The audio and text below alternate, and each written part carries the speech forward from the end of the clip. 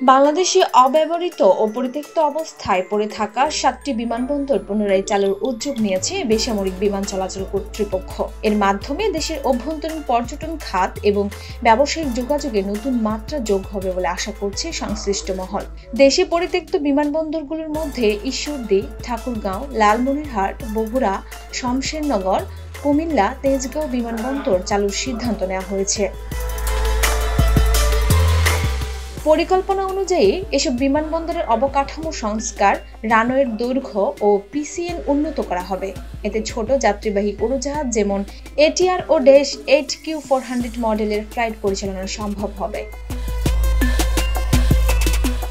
বিমানবন্দর চালুর পেছনে অভ্যন্তরীণ পর্যটন এবং শিল্প খাতের বিকাশ, যাত্রী পরিবহন ব্যবস্থা সহজতর করা, দেশের বিভিন্ন অঞ্চলের সাথে দ্রুত ও নিরাপদ সংযোগ স্থাপন, অর্থনৈতিক অঞ্চলের উন্নয়ন ও বিনিয়োগ বান্ধব পরিবেশ নিশ্চিত করা সহ ভিন্ন ভিন্ন লক্ষ্য নির্ধারণ করেছে সরকার।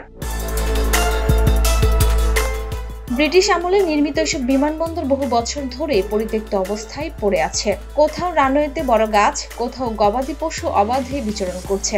অধিকাংশ বিমানবন্দরের অবকাঠামো ব্যবহারে অনুপযোগী হয়ে পড়েছে। তবে পরিকল্পনা বাস্তবায়িত হলে এসব বিমানবন্দর নতুনভাবে দেশের অর্থনীতিতে ভূমিকা রাখবে।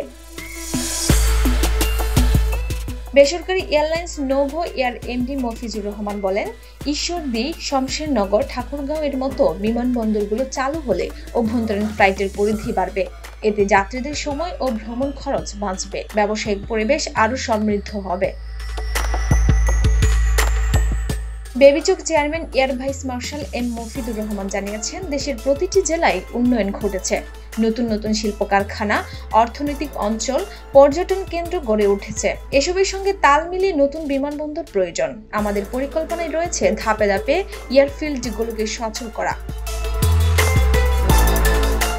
বিমানবন্দরগুলো চালু হলে দেশের অর্থনীতি, ব্যবসা, শিল্প এবং পর্যটনের উন্নয়নের এক নতুন দিগন্ত উন্মোচন করবে বলে মনে করছেন সংশ্লিষ্টরা।